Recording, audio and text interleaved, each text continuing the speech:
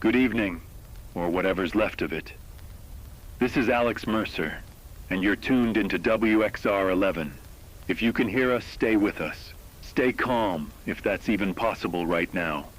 We are broadcasting as events unfold in real time, and make no mistake, folks. This is unprecedented. Reports are coming in from New York, Los Angeles, and Chicago, major cities across the country. Hospitals are overwhelmed. Ambulances can barely keep pace. And emergency services, well, they are collapsing under the weight of this outbreak.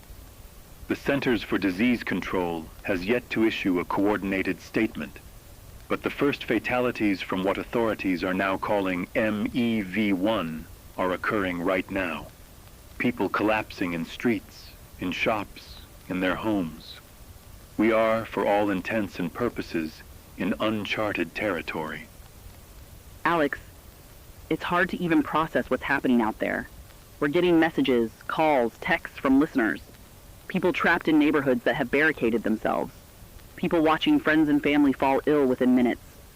One listener from Brooklyn wrote, "I saw my neighbor, he was just stepping out to grab the mail, and then he just dropped. Mid-step, mid-word, and no one could reach him in time." And this isn't isolated. This is happening everywhere. Young, old, children, teenagers, adults, it doesn't discriminate. And what's terrifying is the speed. People are not getting sick over days, hours. They're collapsing almost immediately after first symptoms appear. Alex, this is unlike anything any of us have seen before. Exactly, Sierra.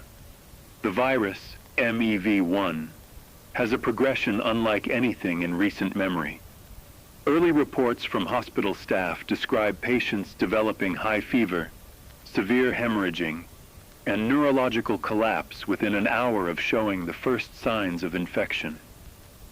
Some patients, according to staff on the ground in Chicago, are dying mid-conversation. Their last words, barely audible. Imagine that. Someone sitting across from you, breathing, talking, and then gone. The contagion is moving faster than we can track, faster than our emergency response can handle, and unfortunately, fear is spreading even faster than the virus itself. I've been monitoring social media, Alex, and the calls are coming in non-stop. One young man in Los Angeles said he watched 3 of his coworkers fall in under 10 minutes. Another message, this one from a mother in Queens. "My 10-year-old came home from school, and within 45 minutes she was convulsing on the floor. I couldn't reach a doctor. Nothing helped." And you know, Alex, there's something almost inhuman about the speed. People don't have time to react, to make decisions, and the hospitals are overwhelmed. Overwhelmed is an understatement.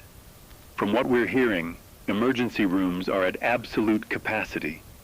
Ventilators are occupied. Medical staff are exhausted. Many working 24-hour shifts, and protective equipment is running dangerously low. Paramedics are being forced to make life and death triage decisions on the street, and citizens calling 911 are often left unheard. Dispatchers are reportedly prioritizing calls based on immediate survival likelihood.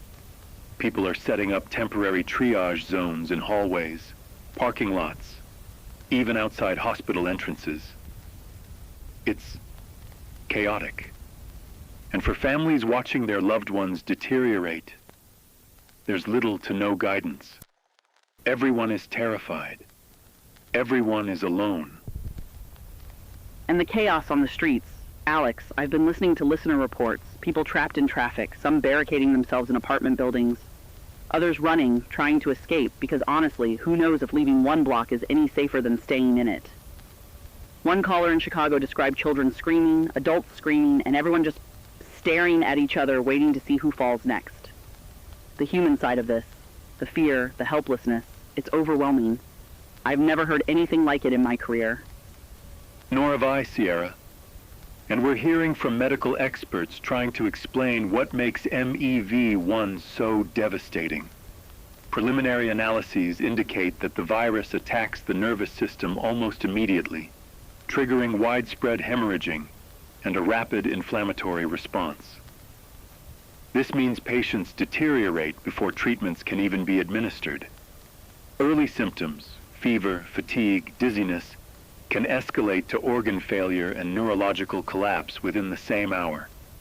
There's no known cure, no immediate antiviral, and vaccines are in the developmental stage. For now, containment and protective measures are all we have, SL. So what does that mean for everyday people, Alex? If you're listening right now, if you haven't been exposed yet, what do you do? Right now, Sierra, the priority is survival and minimizing exposure. If you're inside your home, barricade entry points, limit contact with others, and avoid any crowded areas. Masks, gloves, and protective clothing, even improvised, are better than nothing. Disinfect surfaces, wash hands constantly, and avoid sharing items like utensils, phones, or door handles. If someone in your household falls ill, isolate them immediately if you can, but do not attempt high-risk interventions unless you're trained. And critically, keep communication lines open. Local radio, emergency channels, and text-based systems will likely be the only ways to get accurate updates as this evolves. The virus spreads in minutes. That leaves no margin for hesitation.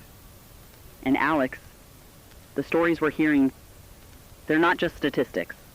One man from New York called in, barely holding it together, saying he watched a teenager collapse while playing basketball in the park. Another listener reported seeing her father's last moments as he fell while trying to step out to help someone else. The emotional weight of this, people losing neighbors, friends, family in the blink of an eye, it's unbearable. We need to keep telling these stories, though, because this isn't something you just read about in headlines. This is what's happening in real time, and it's real for all of us. And it's spreading. Remember, Sierra, we're not just talking New York or Chicago. Los Angeles is reporting cases now, and smaller cities are beginning to see the first waves. Public transportation hubs, schools, office buildings, nothing is safe. Authorities are recommending against travel entirely. Those who can stay home must stay home. Those who must leave, healthcare workers, essential personnel, should do so only with maximum precautions. This is not a drill. This is not a test. Lives are being lost every minute. Alex, I have another listener message I think everyone needs to hear. This one's from a woman in Brooklyn. She says, "We barricaded ourselves in the building after seeing 2 neighbors fall in the street. I can hear sirens. I can hear people screaming. My children are crying. My husband is panicked. And I don't know if we can last the night." And she isn't alone. Thousands are living this horror right now. In their homes, on their streets, everywhere. Fear is a companion to MEV1 just as real as the virus itself. And we must face that fear, acknowledge it, but not let it paralyze us. Take steps. Keep calm as best you can. Make plans for food, water, sanitation, and medical necessities. Watch over each other safely. Protect the vulnerable, those already ill, the elderly, the young, but do so without unnecessary exposure. These are extreme measures for extreme circumstances, but they are the only measures we have. And we will continue to bring updates, guidance, and listener reports as they arrive. Sierra, it's hard to even fathom the hours ahead. Alex, it is. And for everyone listening, hold on to each other, even if only through a phone or radio. Document what you see, share what you know safely, help each other survive. The world outside may feel like chaos, but there's humanity in these moments too. In the fear, in the panic, in the loss, we still have each other, and that is as critical as any mask, as any barricade. Agreed, Sierra. This is Alex Mercer with Sierra Lane, and we are live, keeping the line open for you. If you can hear us, you're not alone. Stay inside, stay informed, and stay alive. Updates will follow as the situation unfolds. This is WXR11, signing on for the long night ahead. Listeners, if you're just joining us or if you've been with us from the start, this is no longer a local emergency. Reports from international airports indicate that MEV1 has begun crossing borders. Travelers arriving in Paris, London, Tokyo, and Seoul have shown symptoms hours after landing, many having appeared perfectly healthy during departure screenings. Flights are being canceled or redirected mid-air. Some passengers are being quarantined on tarmacs or refused entry entirely. And we have confirmation that, despite the best efforts of airport authorities, the virus moves silently in asymptomatic carriers. European and Asian hospitals are now seeing cases that mirror what New York, Chicago, and Los Angeles experienced earlier: sudden collapse, hemorrhaging, neurological failure. The global dimension of this threat cannot be overstated. It's no longer a question of containment. It is a question of survival. Alex, I'm hearing from listeners worldwide now. A woman in Milan writes that her apartment building has been locked down by the local authorities, but people are panicking outside, throwing themselves against doors, demanding entry, some refusing to leave public squares. In Tokyo, a listener says trains are being stopped mid-route. Passengers quarantined inside stations for hours without information. And the fear, Alex, the fear is absolute. People don't know who to trust. They don't know whether the authorities are lying, misinformed, or simply overwhelmed. And let's be clear, the virus is moving faster than the flow of information, faster than governments can respond, and certainly faster than anyone can physically protect themselves. Exactly, Sierra. And the authorities themselves are in disarray. Federal agencies, state governments, municipal authorities, they're issuing overlapping, sometimes directly conflicting instructions. Some cities are mandating strict curfews, others recommending evacuation. Federal alerts advise one thing, while local advisories recommend another. The result is chaos. Citizens do not know whether to flee, barricade, or attempt to help neighbors. Some are doing all three at once, moving through streets teeming with panic, streets where the next person you see could collapse mid-step. And misinformation is spreading even faster than the virus itself. Social media platforms are flooded with unverified reports, some helpful, many dangerously false. People must make life and death decisions in real time, every minute counting, every step a potential exposure. It is the perfect storm of uncertainty and terror. And in that uncertainty, Alex, people are turning to what they can control: their homes, their families, their immediate environment. Listener messages pour in describing the frantic measures being taken to barricade buildings, seal windows and doors, and establish safe internal zones. One man from Los Angeles detailed how he and his neighbors converted the stairwell of their apartment building into a one-way monitored corridor to limit contact, while another listener in New York reports building a quarantine room within her apartment for a sick family member. People are turning off ventilation systems, sealing air vents with tape and cloth, rationing water, food, and any medications they can find. Every noise outside, a door slam, a distant scream, the sound of tires skidding, is interpreted as potential danger. Streets that were once communal and familiar are now tense battlegrounds where panic can ignite at any moment. And there's a psychological toll layered on top of the physical danger. We're getting messages from people describing breakdowns within households, neighbors clashing over supplies, even disputes over who can leave an apartment to get essentials. One listener from Chicago called us from inside her apartment, shaking, saying, "My neighbor tried to force his way in because he ran out of food. I had to barricade the door with furniture. I don't know if I'll survive him or the virus." Another listener, a father in Queens, wrote, "I've never been more afraid in my life. Every time someone coughs, I feel my heart stop. Every siren, every footstep outside, my family and I freeze. I can't trust anyone. I can't trust myself. I don't know if we'll make it through the night." And Alex, this is the reality for tens of thousands, if not hundreds of thousands, of people across the country and across the globe. Fear is omnipresent, relentless, and as contagious as the virus itself. And yet there's human ingenuity and courage shining through, Alex. People are finding ways to adapt under unimaginable pressure. Listeners are sharing tips on building internal safe zones. separating family members, creating communication chains with neighbors through text or radio, even using signals to indicate when it's safe to step into shared spaces. Another caller described using thick blankets and furniture to block vents while keeping one door slightly ajar to avoid total suffocation, an improvised quarantine zone within their home. It's a mixture of fear, desperation, and innovation, people doing whatever they can with whatever resources they have to protect themselves and their loved ones. Yes. And it's critical that anyone listening right now pay attention to these adaptive measures. Seal windows and doors. Limit movement in your home. Create internal safe zones. Maintain communication with neighbors and family, but only if it can be done safely. Stock up on necessities, but do not engage in panic shopping that exposes you to the streets. And perhaps most importantly, keep your mind sharp. The virus attacks the body, yes, but the stress and panic can be just as lethal if they cloud your judgment.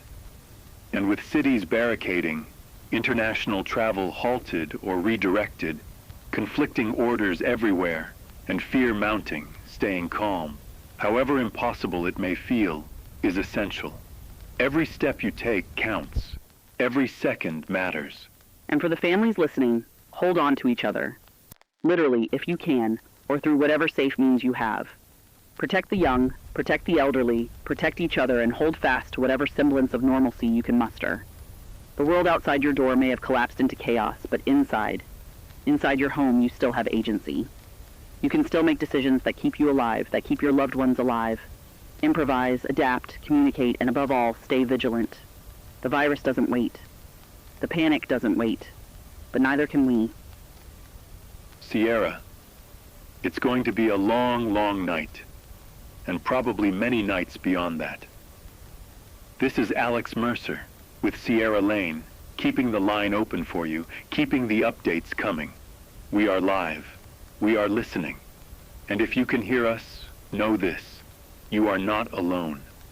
There are people, neighbors, even strangers across the globe facing the same terror, the same impossible choices. And together, we will get through this, step by step, minute by minute, barricade by barricade. Stay with us, stay informed, and above all, stay alive. Listeners, this is Alex Mercer. If you're still with us, stay close because the decisions you make right now could mean life or death. Authorities are releasing neighborhood-level maps marking hot zones, areas where infection rates spike within minutes, and zones that are, for now, relatively untouched. But let me emphasize the uncertainty here. Those untouched areas may remain safe for an hour, or only minutes. The virus is moving faster than any containment effort, and for many citizens, those maps are inaccessible, blocked by overloaded networks or simple lack of internet. The question facing you now is whether to evacuate, remain sheltered, or attempt to navigate between zones. And this is not a choice in the traditional sense. This is a matter of survival, calculated in seconds. For those of you trying to move, every step outdoors is a gamble. Every street could harbor unseen collapse. Every car, every passerby could unknowingly carry MEV1. Plan your route carefully if you must leave. Observe from safe vantage points. Travel only if absolutely necessary, and even then, take extreme precautions. Mask, gloves, makeshift shields, maintain distance, and if you see someone collapse, do not approach without considering your own exposure risk. Alex, the chaos around supplies is intensifying by the hour. Listeners are describing grocery stores emptied within minutes, pharmacies stripped of essential medicines and protective gear, and fuel stations with lines stretching for blocks, sometimes erupting into confrontation. One caller in Chicago said she stacked water, canned goods, and basic first aid supplies in her hallway, then created a system of access only for family members to minimize movement. Another listener in Los Angeles described moving her neighbor's supplies into the basement, rationing food in carefully measured portions while keeping a watchful eye on anyone outside who might try to force entry. Even rooftops are being used for storage, both to avoid contamination and to keep essentials out of reach of looters or panicked neighbors. In this environment, improvisation isn't just smart. It's essential. Every item you have can mean survival. And it's not just supplies, Sierra. Communication has become a lifeline, and for many, the internet is unreliable or gone entirely. Cellular networks are collapsing under the load, leaving AM/FM radio as the primary source of verified updates. Citizens are learning, often for the first time in their lives, how to operate shortwave radios, even basic Morse code, just to contact loved ones. Word of mouth becomes vital, but it's a double-edged sword. With fear running rampant, misinformation spreads as fast as accurate guidance. A report from a trusted neighbor could save a life, or a misheard instruction could put an entire household at risk. Listeners, if you're relying on someone else's report, verify it as best you can. Cross-reference with radio updates. If in doubt, ER on the side of extreme caution. And Alex, we can't overstate the vulnerability of certain populations. Elderly individuals, immunocompromised citizens, and children are at extreme risk. Families are improvising isolation rooms, rationing medicine, and creating makeshift protocols to keep them safe. One listener from Queens described converting a small bedroom into a sealed space with limited airflow, supplying it with water and food, and maintaining constant radio contact to check in. Another, a mother in Los Angeles, is keeping her 2 young children in the bathtub with damp towels to limit exposure to contaminated surfaces, while monitoring air vents for potential contamination. Live broadcasts, like this one, are emphasizing calm communication, strict hygiene, and avoidance of unnecessary movement outside. The reality is harsh. Even a single brief exposure can be fatal within minutes. The stakes could not be higher. And the psychological pressure cannot be understated. Households are living in a state of constant vigilance. Every knock at the door, every scream, every sound in the hallways is interpreted as potential exposure. Families are rationing sleep, conserving energy, and making mental calculations constantly. How long can we maintain isolation? What supplies are left? Who is healthy enough to move safely? And how do we respond if someone falls ill? Listener messages describe parents clinging to their children for comfort, while simultaneously enforcing strict separation to prevent transmission. Caregivers are forced into impossible positions, balancing emotional needs with life-saving isolation measures. It's a level of stress most of us have never experienced, and yet, people are holding on minute by minute, hour by hour, day by day. And Alex, amidst the fear, there are acts of bravery. People checking on neighbors through closed doors, communicating with signals, dropping supplies safely outside apartment entrances. Messages come in from listeners who are organizing small, safe networks within their buildings. One person monitors the hallways, another gathers supplies, another keeps radio contact with the outside world. Improvisation, courage, and careful planning are what separate survival from catastrophe right now, and it's happening everywhere. This isn't confined to one city, one neighborhood. Global reports mirror what's happening here.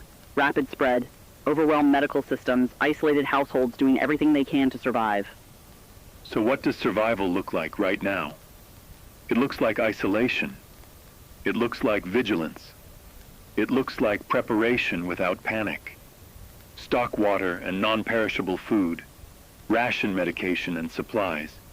Use improvised protective measures. Establish safe zones in your home. Maintain communication via radio or safe signaling. Avoid contact with anyone outside your immediate household. And above all, stay calm. Fear is contagious in the same way as MEV1, and panic can kill faster than the virus itself. Every decision must be deliberate. Every step must be measured. Listen to verified updates. Protect the vulnerable. Guard your supplies. And remember, each minute you survive gives you a chance at the next. That is the reality of this outbreak. And Alex, for listeners right now, hold on to each other however you can. Whether that's a hand held through a door, a whispered message through the hallway, or a simple radio call to another apartment, that connection is as critical as any barricade. Protect the vulnerable. Observe, plan, improvise, and communicate. And remember that survival is not about heroics. It's about careful, deliberate steps taken over and over again, day after day. The virus will not wait. The streets will not pause. The panic will not cease. But you can endure. You can survive this one cautious, calculated step at a time. This is Alex Mercer with Sierra Lane, keeping you informed, keeping the line open, keeping you alive as the hours stretch into days. Every precaution matters. Every decision is critical. And while we cannot control the virus, we can control our response, minute by minute, barricade by barricade, heartbeat by heartbeat. We are in this together, and together we will persist. Stay with us, stay safe, and above all, stay alive. Listeners, this is Alex Mercer, and if you've been with us this long, you know the streets are no longer the only place we should watch carefully. The danger we are facing is microscopic, invisible, but devastatingly lethal. Researchers now confirm that MEV-1 originated in bats, a zoonotic jump that was previously undetected. This is no sudden surprise for virologists. The predictions existed, but nobody imagined it would move with this velocity. The virus is proving to be highly adaptable. Airborne droplets, direct contact, and possibly lingering on surfaces long enough to infect anyone who touches them. What that means for citizens in real time is simple but terrifying. Anything, anywhere, can carry infection, and the margin for error is measured in minutes, not hours or days. Alex, people are starting to grasp in the most brutal way what scientists have been warning about for years. One listener from Paris describes grocery delivery personnel collapsing on sidewalks moments after leaving their buildings. Another from Tokyo reports a small market where 3 employees fell ill within 10 minutes, forcing customers and neighbors to flee. And while the world watches these outbreaks on satellites, interprets hospital data, and analyzes emergency call clusters, for citizens, it feels like no place is truly safe. Every city block, every street corner, every stairwell is a potential hazard zone. There's no moment to relax, no place to assume safety. And the fear, it's palpable, it's electric, it's everywhere. And Sierra, that's exactly what labs and researchers are racing against. Using satellite imaging, emergency call patterns, and real-time hospital admissions, they can track clusters of infection forming in hours rather than days. But translating this information to actionable guidance for citizens is nearly impossible when the virus is spreading faster than the data can be interpreted. Live broadcast updates like this are attempting to do exactly that, to translate the scientific information into something you, the listener, can use to survive. But the truth is stark. Caution must be constant. Every step outdoors, every interaction, every second outside your safe zone is a risk. And that risk is increasing exponentially as we speak. And Alex, the human response is just as urgent as the scientific one. Pharmaceutical companies have announced accelerated trials for vaccines and treatments. Yet production and distribution lag far behind the spread of MEV-1. Hospitals are reporting patients deteriorating faster than any therapy can be administered. Listener reports mirror these statistics. One doctor in Chicago emailed to say she watched patients crash neurologically within 45 minutes of first symptoms, faster than any experimental treatment could be deployed. Another from Los Angeles described an improvised triage zone where staff had to choose who would receive limited antiviral drugs based on immediate survivability. These are the decisions of people facing an invisible killer with no time, no margin, and no certainty. And live updates continue to follow every shipment, every clinical trial, every experimental therapy. But let's be clear, listeners. This is a desperate race against time. Pharmaceutical companies and labs around the world are working night and day.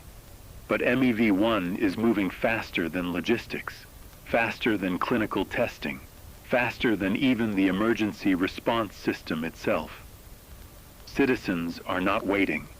They are improvising, barricading, rationing, and watching neighbors collapse in real time. One listener from London wrote, "I watched 3 neighbors fall while trying to leave their building to get medicine. I don't know if they're alive. I don't know if it matters anymore. I just locked the door and prayed." That is the reality, and it's happening everywhere, from North America to Europe to Asia. And the emotional toll, Alex, it's immense. Families are forced to make impossible choices. Who gets medical attention, who stays inside, who moves, and who doesn't. Even the strongest communities are fracturing under the pressure. One listener from Milan wrote, "We've barricaded our apartment, but the fear outside is louder than any sound inside. I can hear people screaming. I can hear ambulances whistling. I can hear my children crying, and I cannot go out. I will not go out. But what if someone outside needs me? What if I fail?" That is a question every listener is silently asking themselves. Every decision carries consequences measured in minutes, not hours. Every choice could mean survival or death. And as scientists and medical teams race against time, the virus continues to evolve in ways we don't fully understand. Hospitals are trying experimental therapies, sharing findings in real time, but supply chains cannot keep pace. Vaccine trials are accelerating, but the volume required to impact this outbreak meaningfully is far beyond reach right now. And while the public waits, the virus moves with relentless speed.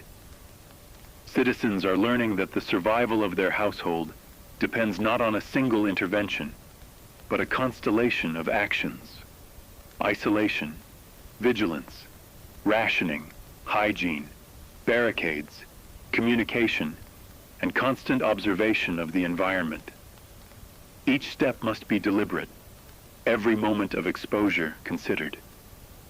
And Alex, the psychological element cannot be ignored. People are exhausted, terrified, constantly calculating risk.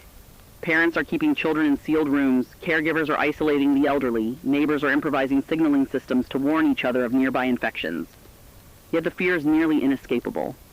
Listener after listener describes the same feeling. The world outside their home has become a lethal trap. Every siren, every scream, every car engine is interpreted as a potential vector. Even the quiet moments are tense because the virus can strike at any moment. And in the midst of this, citizens cling to any information, any update, any scrap of news from researchers or pharmaceutical companies because hope, even faint, is a lifeline. Exactly, Sierra. And let's not forget the fundamental truth. MEV1 is a virus with properties we are only beginning to understand. Airborne transmission, direct contact, environmental persistence, all factors that make ordinary life a series of calculated risks. The scientific community is working desperately, sharing data, tracking clusters, monitoring outbreaks in real time, testing therapies. But we are still in the phase where the public is living through what global research predicted, but no one was fully prepared for.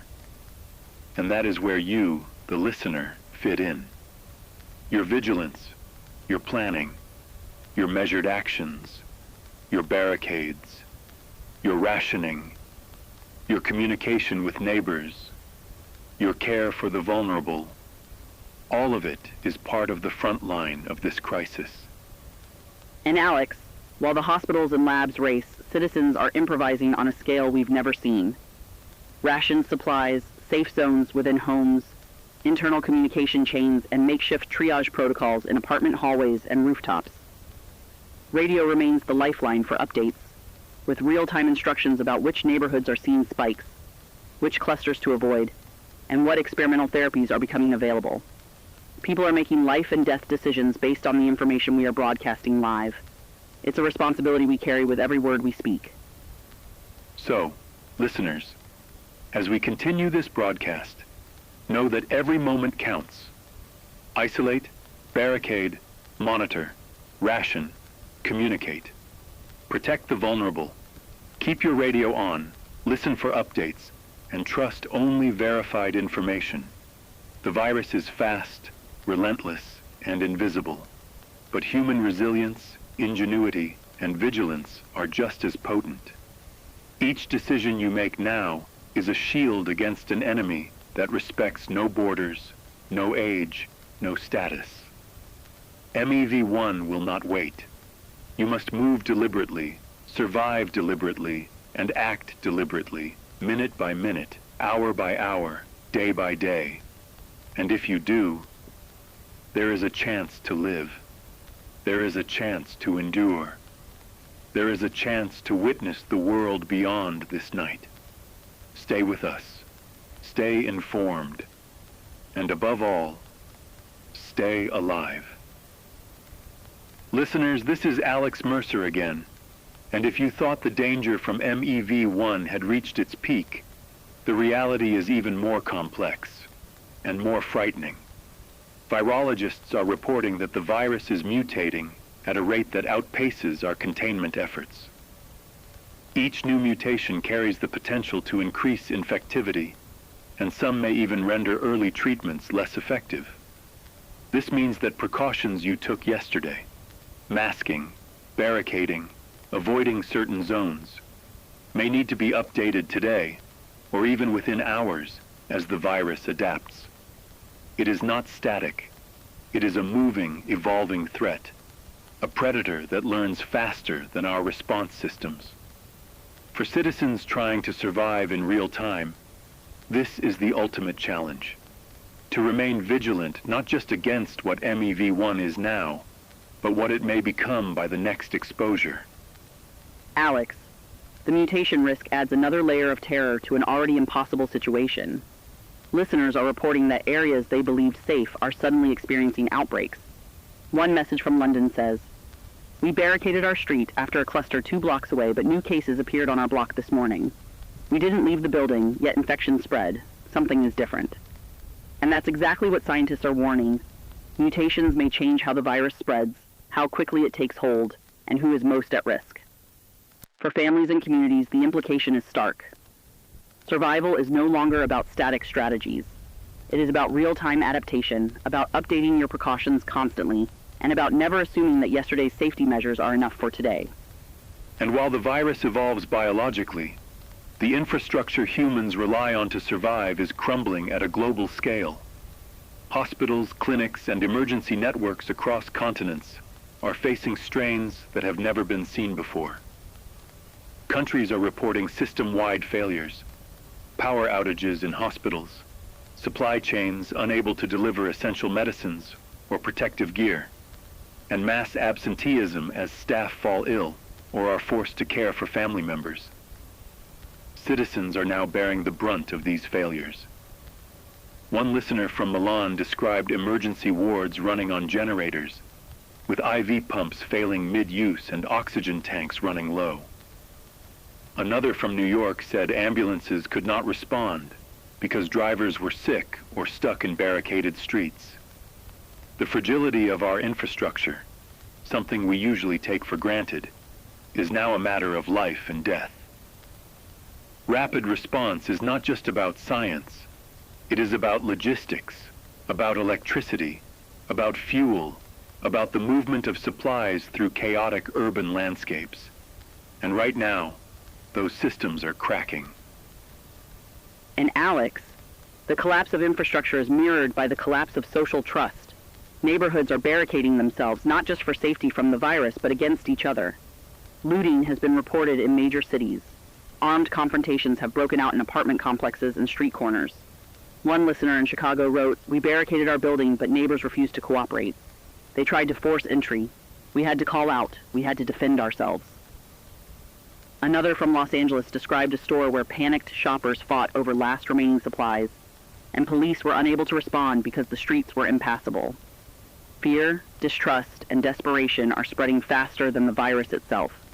Panic has become a parallel epidemic, one that can turn ordinary citizens into threats to each other. And that's why broadcasts like this, your radio, your only verified source right now, are more than just news. They are guidance, they are instructions, they are lifelines. Survival in the midst of social breakdown requires information, caution, and calm decision-making.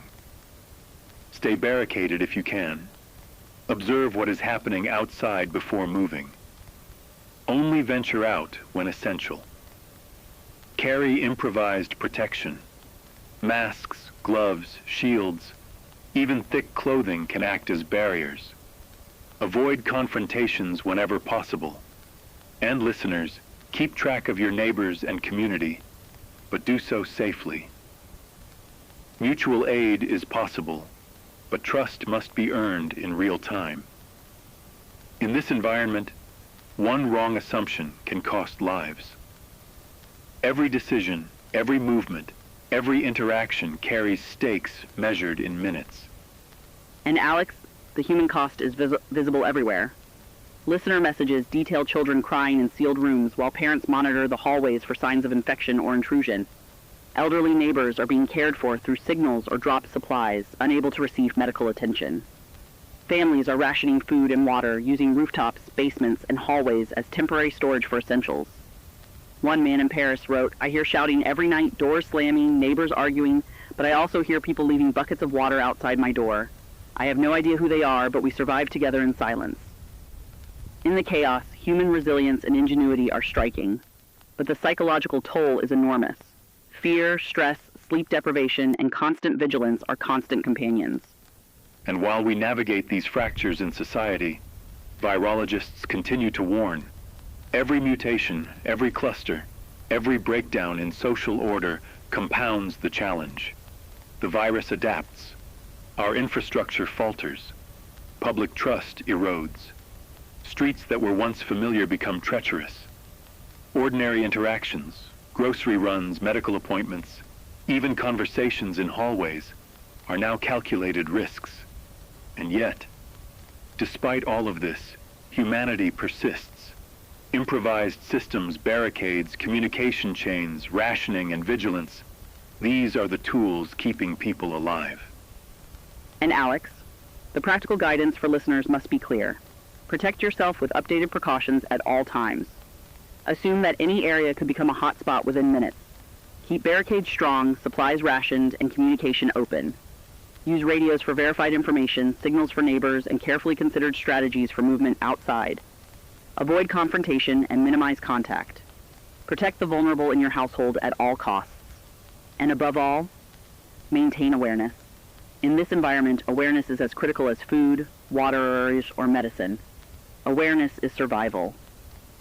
Listeners, the streets outside may be chaotic. Emergency services may be non-existent. Hospitals may be failing. Neighbors may turn hostile. But within your home, within your safe zones, within your carefully monitored spaces, you can exert control. You can survive. You can adapt. And even as MEV1 mutates, even as social breakdown accelerates, even as infrastructure falters, your vigilance, your preparation, and your ingenuity are the difference between life and death. This is not a story. It is reality. Minute by minute, barricade by barricade, heartbeat by heartbeat, you are living through it. And Alex, if there is one message we hope every listener takes to heart, stay informed, stay cautious, and stay human. Even amidst fear, violence, and collapse, empathy, strategy, and deliberate action matter. The virus evolves, society strains, panic spreads, but you can endure. You can act deliberately. You can survive. And by doing so, you keep a thread of civilization alive, one household at a time, one block at a time, one choice at a time. This is Alex Mercer with Sierra Lane, keeping the line open, keeping the updates coming, keeping you alive. We are live. We are listening.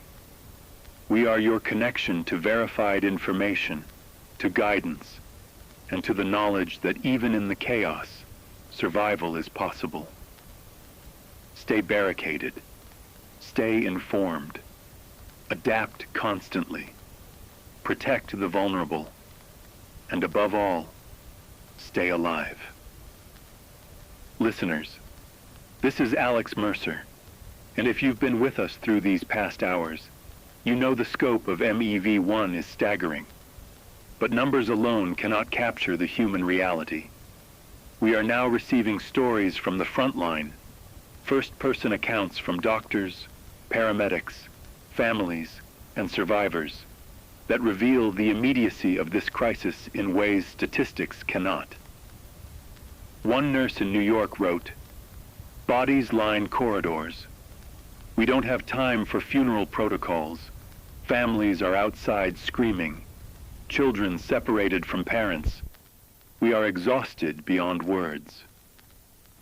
Another paramedic in Chicago described running down streets where multiple victims collapsed within minutes, and every ambulance was full, forcing some calls to go unanswered.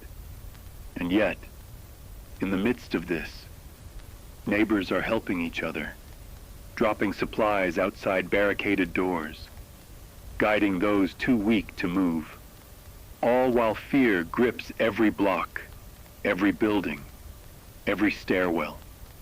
It is a human drama unfolding second by second, and for those listening, it is a reminder that survival is as much about humanity as it is about preparation.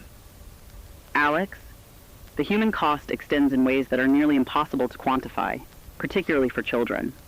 Schools across continents have closed indefinitely, leaving millions of children sheltered at home or separated from their guardians. Listener messages describe children hiding under blankets, crying in fear, trying to make sense of adults who are panicked and exhausted. One mother in Los Angeles wrote, "My 5-year-old keeps asking why the sirens scream. I can't tell her the truth. It would terrify her further, but I also can't lie. We sit in the corner of our apartment with blankets over our heads and pretend we are in a fort." Broadcasts like this one now serve as a critical tool, offering guidance for keeping children calm, fed, and safe, while highlighting the devastating psychological impact of sudden isolation. The void left by schools, playgrounds, and social networks is immense, and families are improvising under extreme pressure. And Sierra, the stress doesn't stop with the children. Psychological strain is pervasive. Listeners are reporting trauma, grief, and anxiety in real time. Entire neighborhoods are gripped by panic, often spreading faster than the virus itself. One father in Milan wrote, "I've barricaded the door. I watch my neighbors argue over water. I hear children crying in stairwells. I am terrified. I cannot sleep. I cannot eat. I am losing myself." Another listener, a young man in Tokyo, said, "I haven't seen another human outside for hours. My thoughts are spiraling. I fear falling ill, but I fear my own mind even more."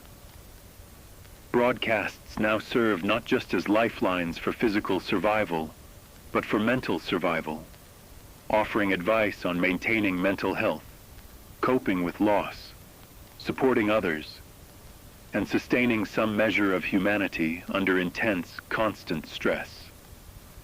And yet, Alex, there are moments of hope, small but meaningful. Families invent routines. Children play quietly under makeshift rules. Neighbors signal to one another through safe corridors or radio frequencies, and isolated communities share food and medicine despite the risk. Listener reports describe families leaving notes outside doors of quarantined neighbors, improvising communication systems, and teaching children games that require minimal movement but provide a sense of normalcy. It's a reminder that even in the face of extreme adversity, people adapt. People persist. People survive. And that resilience may be as critical as any vaccine or medical intervention. And speaking of interventions, the global response is unfolding in chaotic, fragmented, and often contradictory ways. Countries are implementing travel bans, border closures, and emergency military enforcement. But no strategy is universally effective. One listener in London wrote, "Flights are canceled, but people are stuck in transit. Borders are closed, but neighboring countries are seeing influxes anyway. No one knows which authorities to follow." Another in New York described cities under curfew while federal advisories recommend evacuation, creating paralysis and fear. Stranded populations are appearing across continents, unable to move, unable to own shelter, unable to access critical supplies. The virus does not respect borders or authority. Global systems are under immense pressure, and citizens are witnessing firsthand the fragility of international coordination. Alex, the combination of global chaos and local panic is amplifying human suffering. Hospitals are overwhelmed, supply chains failing, streets unsafe, and fear running rampant. But even amidst this, there are incredible stories of courage. Listeners share accounts of volunteers delivering water and medicine to isolated households, paramedics improvising triage in parking lots and empty office buildings, families teaching children hygiene and isolation protocols despite the lack of guidance. Broadcasts like ours are now serving multiple functions, conveying life-saving information, providing emotional support, sharing survival strategies, and documenting history as it happens. The stories themselves humanize the crisis, showing that beyond the numbers are people who are desperate, fearful, creative, and incredibly resilient. And let's not forget that as the virus spreads globally, it is evolving, mutating, and testing the limits of our health infrastructure. Real-time data from hospitals, labs, and emergency systems are being translated into broadcast updates for citizens. But the sheer pace of infection creates a sense that no place is ever truly safe. Clusters can form within hours. New mutations may change transmission properties, and survival strategies must be updated continuously. Even as governments attempt quarantine, military enforcement, and emergency interventions, citizens must make their own real-time decisions about whether to shelter in place, attempt evacuation, or protect the vulnerable in their household. There are no guarantees. Only calculated, deliberate actions increase your odds of survival. And Alex, while the virus is a physical threat, the psychological threat is just as lethal.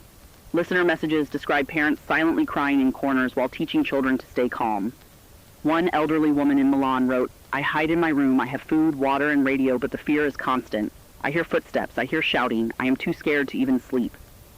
Another listener, a teacher in Los Angeles, describes virtual lessons that cannot happen because power is out, children are terrified, and families are barricaded.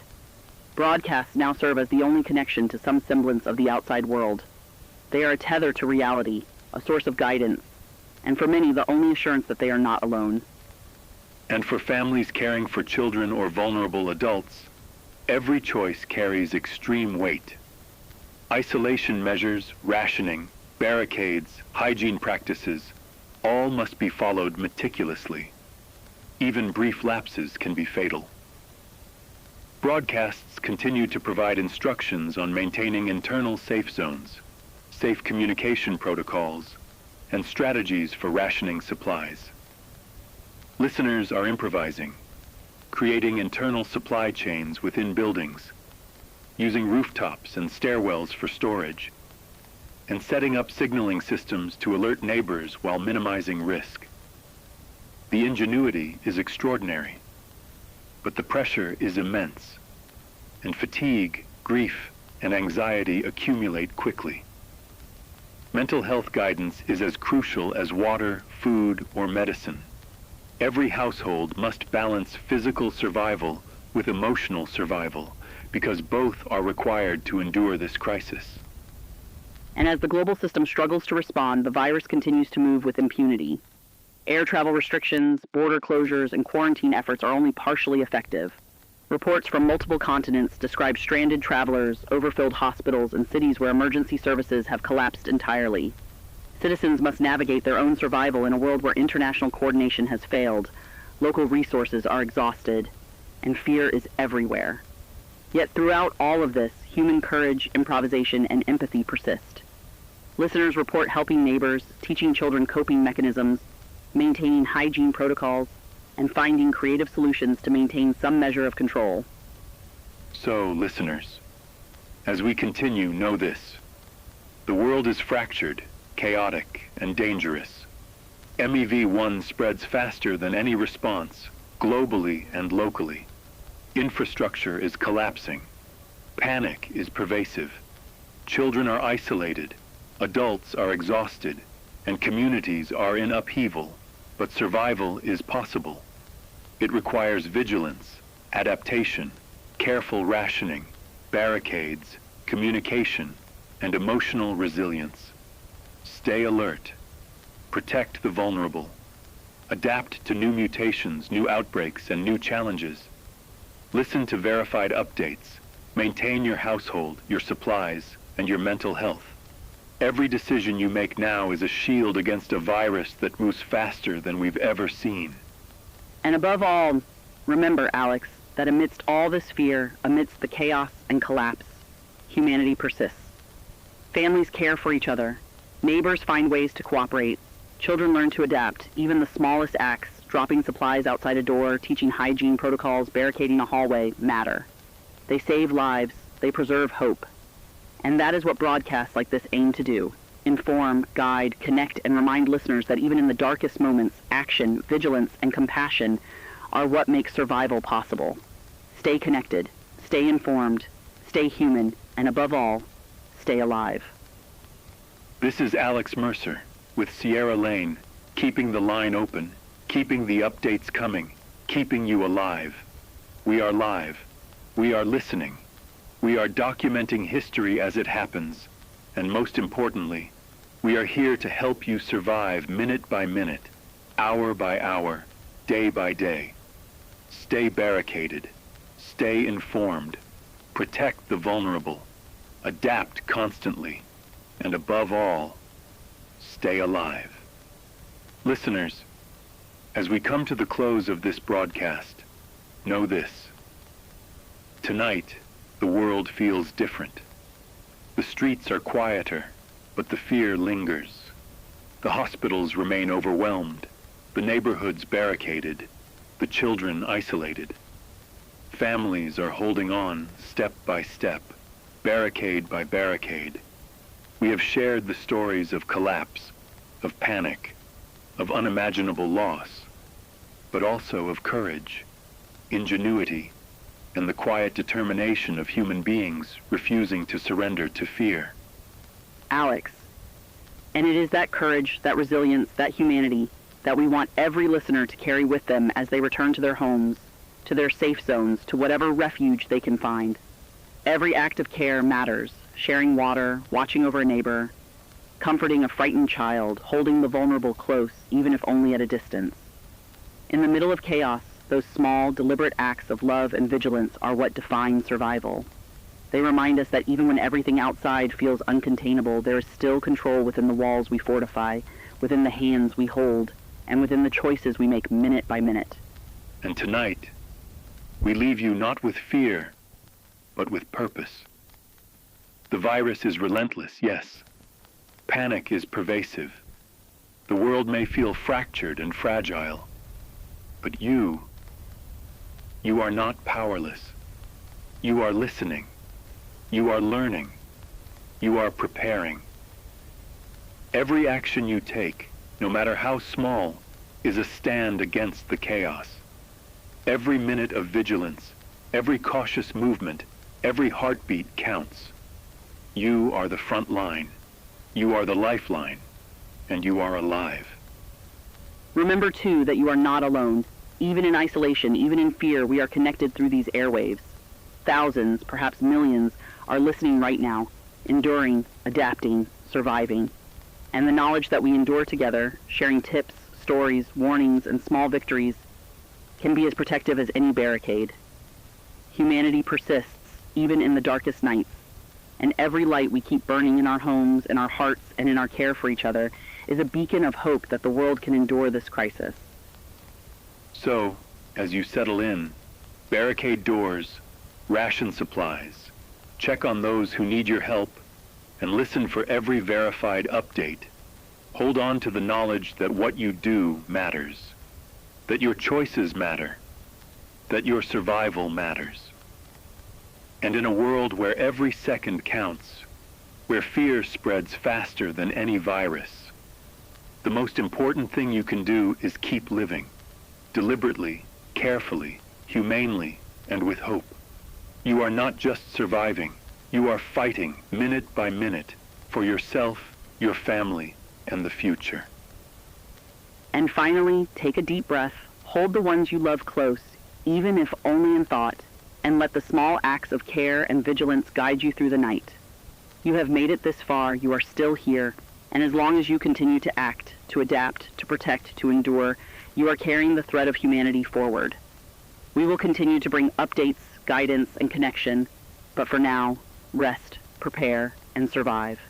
Your life, your courage, and your vigilance are everything. This is Alex Mercer with Sierra Lane, signing off for now. We are live. We are listening. We are standing with you through the night. Stay barricaded. Stay informed. Stay human. And above all, stay alive.